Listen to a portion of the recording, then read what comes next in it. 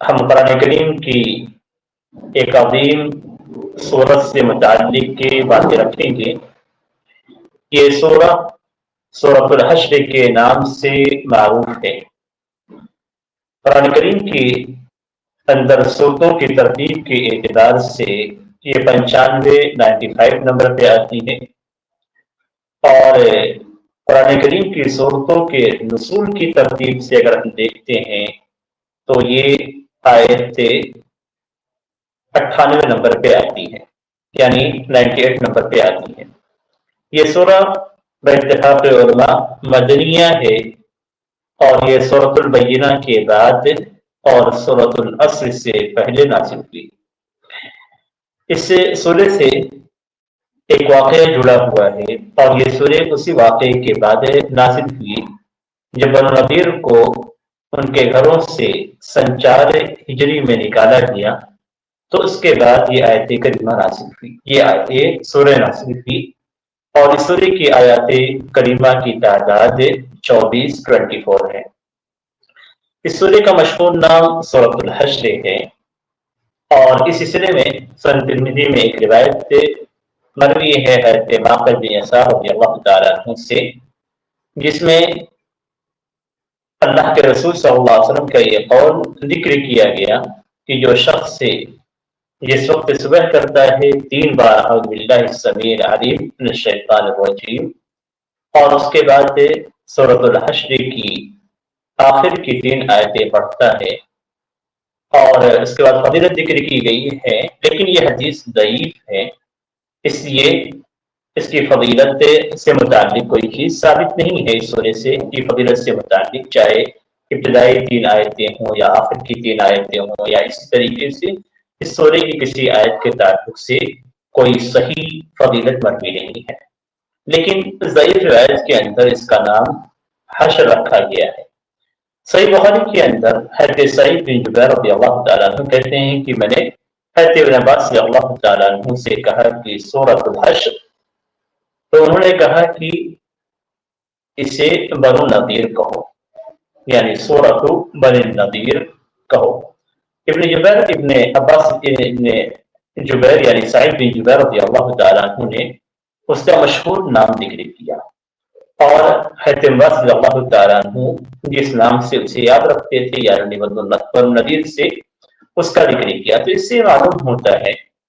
کہ صحیح بخاری کی روایت سے معلوم ہوتا ہے کہ اس کا مشہور نام جو صحابہ کرام اور تابعین میں تھا وہ سورۃ الحشر تھا، اور اس کا خاص نام جو حضرت عباس رضی اللہ تعالیٰ عنہ ذکر کیا وہ خاص نام سورۃ بنی نذیر ہے، یعنی اس سے دونوں ناموں کا ثبوت ملتا ہے۔ اور حضرت عباس رضی اللہ تعالیٰ عنہ نے یہ بتانا چاہا کہ اس کے 2 نام ہیں، ایک نام جو تم نے ذکر کیا اور دوسرا نام جو بنو نذیر کے نام سے مشہور ہے، سورۃ بنی نذیر۔ اس کو سورۃ الحشر اس لیے کہا جاتا ہے کہ اس سورہ کی ابتدا میں حشر کا لفظ ذکر کیا گیا ہے۔ اس سورہ کی آیت نمبر 2 میں اللہ تعالیٰ فرماتا ہے کہ وہ الذی اخرج الذین کفروا من اہل الکتاب من دیارہم لاول الحشر، تو یہاں پہ اول الحشر کہا گیا، اسی سے حشر کا لفظ لے کر اس سورہ کا نام سورۃ الحشر رکھا گیا ہے، اس لیے کہ اس کے اندر بنو نذیر کو ان کے گھروں سے نکالا گیا، اور اس طریقے سے مدینے سے انہیں جلا وطن کر کے شام کی جانب روانہ کیا گیا، اور بعض افراد ان میں سے نکل کر خیبر کی جانب گئے، اور بعض دوسری جگہوں پہ گئے۔ تو اس کے اندر بنو نذیر کا قصہ ذکر ہونے کی وجہ سے اس کو سورۃ بنی نذیر کہا جاتا ہے، اور اس میں حشر یعنی ان کے نکالے جانے اور جلا وطنی کا تذکرہ ہونے کی وجہ سے اسے سورۃ الحشر کہا جاتا ہے۔ اس سورت کے مقاصد جب نظر ڈالتے ہیں تو اس سورے کے اندر بنو نذیر کی جلا وطنی کے خبر کو ذکر کیا گیا ہے، اور اس کی صورت کو ذکر کیا گیا ہے کہ کس طریقے سے ان کو وہاں سے جلا وطن کیا گیا، مال غنیمت کی تقسیم کو ذکر کیا گیا، اور مہاجرین اور انصار کے احوال کی تفصیل بیان کیا گیا، بنو قریظہ کے واقعے کے اندر منافقین سے جو شکایت تھی اس شکایت کا ذکر کیا گیا، انجام کی طرف نظر ڈالنے کا اشارہ دیا گیا، اور قرآن کے نزول کی تاثیر کا ذکر کیا گیا، اللہ تعالیٰ کے بعد اسماء اور صفات کا ذکر کیا گیا، اور یہ بھی بیان کیا گیا کہ تمام مخلوق رب تعالیٰ کی تسبیح و تقدیس بیان کرتی ہے۔ یہ اجمالی طور پہ ہے۔ اگر تفصیلی طور پہ دیکھیں تو اس سورہ کی ابتدا اللہ تبارک تعالیٰ کی تنزیہ اور اللہ کی تنزیہ سے بیان کیا گیا،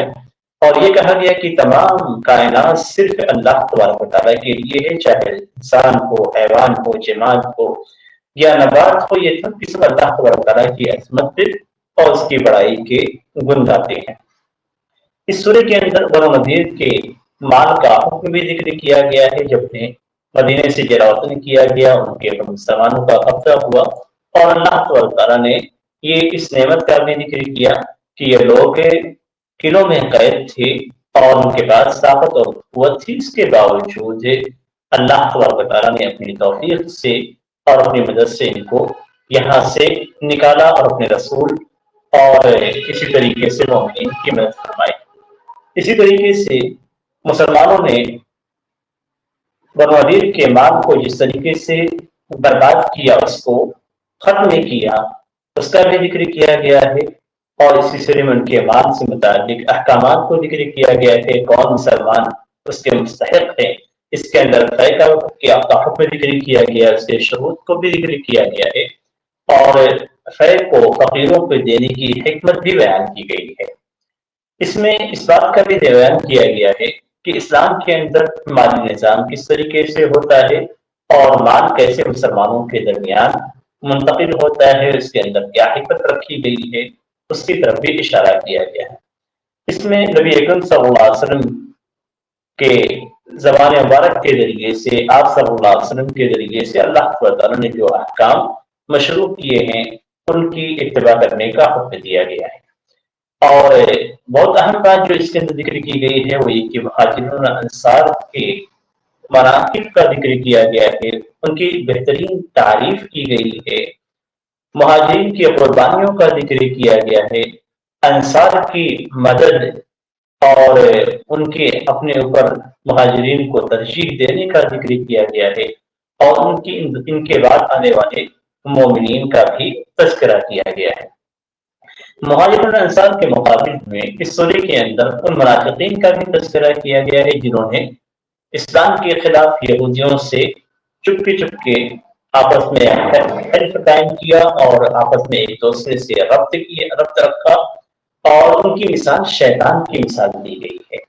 جو انسان کے لیے برے اعمال کو مزین کرتا ہے، پھر اس کے بعد جب وہ شخص برا عمل کرنے لگتا ہے تو اس سے ہٹ جاتا ہے، اسے رسوا کر دیتا ہے، اسے چھوڑ دیتا ہے، اور دونوں کا انجام یہ ہوتا ہے کہ سب کی سب جہنم میں داخل ہو جاتے ہیں۔ تو منافقین کا یہود کے ساتھ ساز باز کرنا اور شیطان کا اس معاملے میں اس چیز کو مزین کرنا کہ اس طریقے سے ساز بازی سے ان کو قوت حاصل ہوگی، پھر اس کے بعد منافقین کی جو کیفیت ہوئی وہ یہ کہ بالکل بیار و مددگار ہو گئے، نہ یہود کی طرف رہے نہ ہی مسلمانوں کی طرف رہے، اور اس طریقے سے شیطان کی مثال دی گئی کہ شیطان انسان سے کہتا ہے کہ کفر کرو، جب وہ کفر کرتا ہے تو اس کے بعد کہتا ہے انی بریء منک انی اخاف اللہ رب العالمین، کہ میں تم سے بری ہوں، میں تو رب تعالیٰ سے ڈرتا ہوں۔ اسی طریقے سے بنو نذیر کے ساتھ منافقین کی جو ساز بازیاں تھیں اور ان کے وعدے تھے کہ وہ ان کی مدد کریں گے، اس کو بھی ذکر کیا، اور کس طریقے سے وہ اپنے وعدے میں جھوٹے ثابت ہوئے، اس بات کا بھی تذکرہ کیا گیا ہے۔ اس سورہ کے اندر قرآن کریم کی عظمت اور اس کے مقام کو ذکر کیا گیا ہے، اور یہ بتلایا گیا ہے کہ قرآن کریم جو شخص پڑھتا ہے اس کے اندر اللہ تعالیٰ کا خشوع اور خضوع آتا ہے۔ اس سورہ کو ختم کیا گیا قرآن کریم کی عظمت کو بیان کر کے، اس کے عظیم تأثیر کو بیان کر کے، اس کے بلند مقام کو بیان کر کے، اور یہ بیان کیا گیا ہے کہ جس ذات نے اسے نازل کیا اس کی اسماء الحسنی ہیں اور اس کے صفات جلیلہ ہیں، تو ان صفات جلیلہ اور اسماء الحسنی کے ذریعے سے رب تعالیٰ کے مقام کو پہچانا جائے۔